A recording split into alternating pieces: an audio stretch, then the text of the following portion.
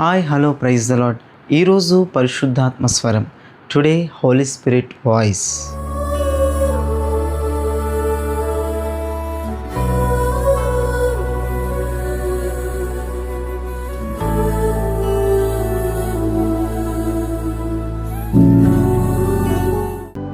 ఈరోజు పరిశుద్ధాత్మ దేవుడు మీతో మాట్లాడబోయే ఒక అద్భుతమైన విషయాన్ని నేను చదువుతున్నాను. మీరు చాలా జాగ్రత్తగా వినండి.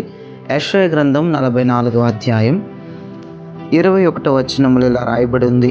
యాకోబు, ఇజ్రాయేలు, వీటిని జ్ఞాపకము చేసుకొను. నీవు నా సేవకుడవు, నేను నిన్ను నిర్మించి తిని. ఇజ్రాయేలు, నీవు నాకు సేవకుడవై ఉన్నావు, నేను నిన్ను మరువజాలను. ఈరోజు ఈ ఉదయం దేవునితో మాట్లాడుతున్న మాట అదేనండి. నీకు చేస్తున్న వాగ్దానం ఏంటంటే, నేను నిన్ను మరువజాలను, నేను నిన్ను మర్చిపోను అని దేవుడు మాట్లాడుతున్నాడు.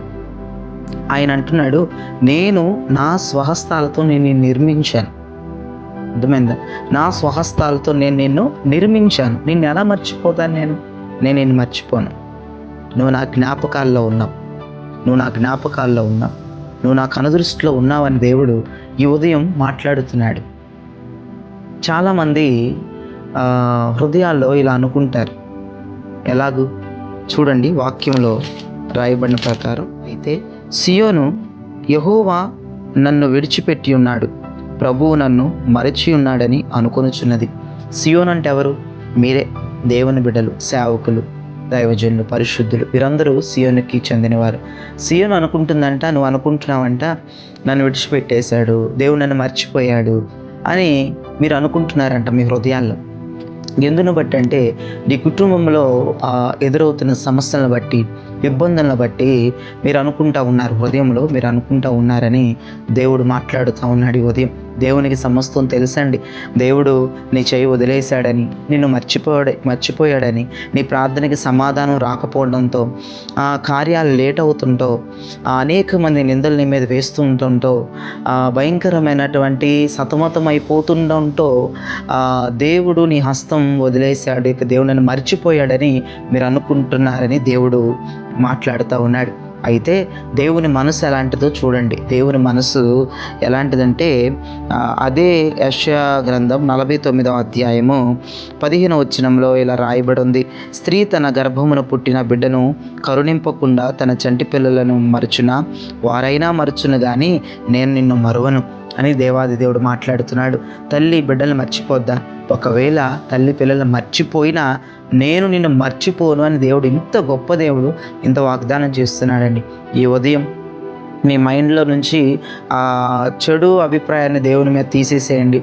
దేవుడు నన్ను వదిలేశాడు, దేవుడు నన్ను పట్టించుకోవట్లేదు, దేవుడు నన్ను మర్చిపోయాడేమో, దేవుడు నన్ను దూరం చేసి ఈ మాటలేమి వద్దు. దేవుడు అంటున్నాడు, నీ తల్లి నీ తండ్రి నిన్ను మర్చిపోయినా, నిన్ను కడుపున కనినటువంటి నీ తల్లి నీ తండ్రి నేను మర్చిపోయినా నేను నిన్ను మర్చిపోను, నేను నిన్ను మరువజాలను అని దేవుడు మాట్లాడుతూ ఉన్నాడు. అయితే ఒక విషయాన్ని నేను మీకు చెప్తాను, వినండి.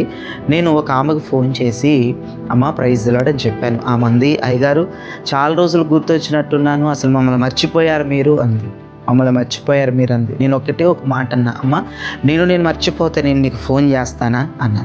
నేనే అంత ఖచ్చితంగా ఆమెకి నేను బదులిచ్చినప్పుడు దేవుడు కూడా అంతకంటే ఖచ్చితంగా ఆయన బదులిస్తున్నాడు. నీకేమని? నేను నిన్ను మరువజాలను. ప్రైజ్ గాడ్, హల్లెలూయా. నేను నిన్ను మరువజాలనని దేవుడు మాట్లాడుతూ ఉన్నాడు.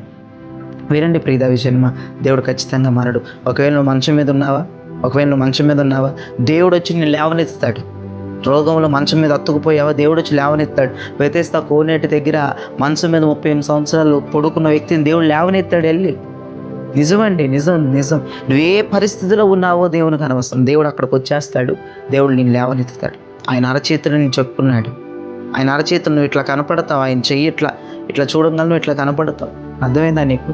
దేవుడు నిన్ను మర్చిపోడు. దేవునికి నువ్వు గుర్తే, దేవునికి నువ్వు జ్ఞాపకమే. దేవుడు మధ్యలో నువ్వు ఉన్నావు, దేవుని యొక్క ఆలోచనలలో నువ్వు ఉన్నావు, దేవుని యొక్క కణితల్లో నువ్వు ఉన్నావు, దేవుని చేతి మీదే ఉన్నావు. నేను చెప్పుకున్నాడే, నేను ఆయన చేతి మీద ఇలా చేయి చూడంగానే నువ్వు గుర్తొచ్చేస్తావు. రోజు నువ్వు గుర్తుంటావు దేవునికి. ఆయన మనసులో నేను తలుచుకుంటా ఉంటాడు. వినండి ప్రియ జన్మ, దేవుడి స్థితిగతులు మారుస్తాడు. కానీ ఒక్క కన్ఫర్మేషన్ ఉదయం అయితే నీకు వచ్చింది, నిన్ను దేవుడు మర్చిపోలేదు. నేను ఎవ్వరు మర్చిపోయినా పర్లేదు, కానీ దేవుడు నేను మర్చిపోలేదు. సంతోషించు. మనుషుల దృష్టిలో నువ్వు గుర్తు లేకపోతే ఏముందిలేండి, ఏమీ ఒరగదు. నువ్వెవరికో గుర్తుండాలి, నేనెవరో గుర్తుపెట్టుకోవాలి అనే బదులు నేను దేవునికి గుర్తున్నాను చాలు. ప్రైజ్ ది లార్డ్, హల్లెలూయా. నేను దేవుడు నన్ను మర్చిపోలేదు. నీ ప్రతి స్థితిని దేవుడు మారుస్తాడు. అర్థమైందా? నువ్వు దేవుని దృష్టిలో ఉన్నావు, దేవుడు నేను చూస్తున్నాడు, దేవుడు నేను మర్చిపోలేదు. దేవుడు నీకు ఏదో ఒక న్యాయం చేస్తాడు, అద్భుతంగా నీ జీవితాన్ని మార్చి నేను ముందుకు నడిపిస్తాడు. ఓకేనా? కన్ఫర్మేషన్ అయిందా? ప్రార్థన చేస్తున్నాను. ప్రార్థనలు ఏకీభవించిన అందరూ, పరిశుద్ధుడా, ప్రేమ కలిగిన తండ్రి నీకు స్తోత్రం. ఈ ఉదయం మీరు శక్తివంతమైన మాటను విడుదల చేసినందుకు నీకు వందనాలు చెల్లిస్తున్నాను. అయ్యా, ఇదిగో నేను నిన్ను మర్చిపోను, నేను నిన్ను నిర్మించాను కనుక నేను నిన్ను మర్చిపోను అంటున్నారు. నాయనా నీకు స్తోత్రం. అయ్యా, మా మనసుల్లో అయ్యా నాయన మాకు ఎదురవుతున్న కష్టాల ద్వారా, ఎదురవుతున్న శ్రమల ద్వారా, ఎదురవుతున్న ఇబ్బందుల ద్వారా ప్రభువా, అయ్యా నా తండ్రి నాయన ఎంత ప్రార్థించిన నాయన ఇదిగో జరగని కార్యాల ద్వారా ప్రభువా, నిందల ద్వారా, అవమానాల ద్వారా, అప్పుల ద్వారా, గలివిల ద్వారా నువ్వు మమ్మల్ని మర్చిపోయావేమోనని నీ ప్రజలు, సియోను నీ ప్రజలు అయ్యా వారి మనసులో అనుకుంటున్నారు. కానీ ఈ ఉదయం నువ్వు క్లియర్గా మాట్లాడావు, నేను నిన్ను మర్చిపోను. ఒకవేళ నువ్వు కడుపును గన నీ తల్లి అయినా నీ తండ్రి అయినా నిన్ను మర్చిపోతారేమో, నేను నిన్ను మర్చిపోను, చూడుము నా అరచేతులు నేను చెక్కుకొని ఉన్నానని మాట్లాడావు. నీకు స్తోత్రం అయ్యా. అయ్యా, ఇదిగో నీ కూతుర్ని, నీ కొడుకుని నువ్వు గుర్తుపెట్టుకునే ఉన్నావు, నువ్వు మరువజాలవు, నువ్వు మర్చిపోలేదు. అందుని బట్టి నీ స్తోత్రాలు అయ్యా. నువ్వు న్యాయం చేస్తావు, నువ్వు అద్భుతం చేస్తావు, వారి స్థితిగతులు మారుస్తావు, వారి పరిస్థితులను మారుస్తావు, నువ్వు కార్యాన్ని జరిగిస్తావు.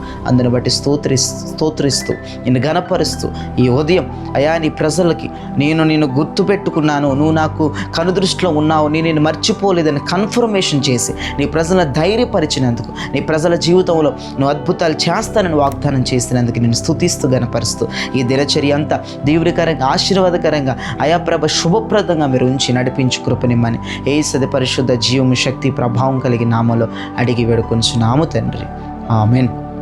Praise lord. ప్రియ దైవజనమ, ఈ వర్తమానం విని మీరు బలపరచబడి ఉన్నారని నేనైతే నమ్ముతున్నాను. అయితే లైక్ చేయండి, షేర్ చేయండి, సబ్స్క్రైబ్ చేయండి. అంతేకాదు మీ కొలీగ్స్కి, మీ బంధువులకి, ఇరుగు పొరుగు వారికి, మీ స్నేహితులకి ఇప్పుడే ఈ లింక్ షేర్ చేస్తే వాళ్ళకి కృప వెళ్తుంది. దేవుని దగ్గర నుంచి మీకు మేలు దిగొచ్చేస్తుంది. అర్థమైందా?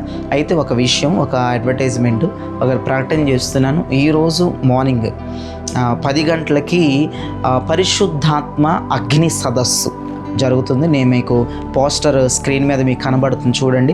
పరిశుద్ధాత్మ అగ్ని సదస్సు 3వ తారీఖు, 4వ తారీఖు, 5వ తారీఖు అనగా ఈ రోజు నుంచే స్టార్ట్ అవుతాయి. ప్రతిరోజు ఉదయం 10 గంటలకు స్టార్ట్ అవుతుంది. అద్భుతమైన శక్తివంతమైన వర్తమానం, శక్తివంతమైన అభిషేకం. రండి. భాషలు లేనోళ్ళు, దర్శనాలు లేనోళ్ళు, ప్రవచనాలు లేనోళ్ళు, పరిశుద్ధాత్మ లేనోళ్ళు, పరిశుద్ధాత్మ నింపుదల లేనోళ్ళు, దేవుని ఆనందం లేనోళ్ళు, దేవుని సమాధానం లేనోళ్ళు, దేవుని ప్రజెన్స్ లేనోళ్ళు రండి పరిగెత్తుకుంటారండి. ఉదయం 10 గంటలకు నేను అక్కడ ఉంటాను చర్చిలో, గిరిపురం చర్చిలో, విజయవాడ. అర్థమైందా? దేవుని బలమైన అభిషేకం నీ మీదకి ఈ ఫస్ట్ డే దిగి రాబోతుంది. God bless you. Praise the lord.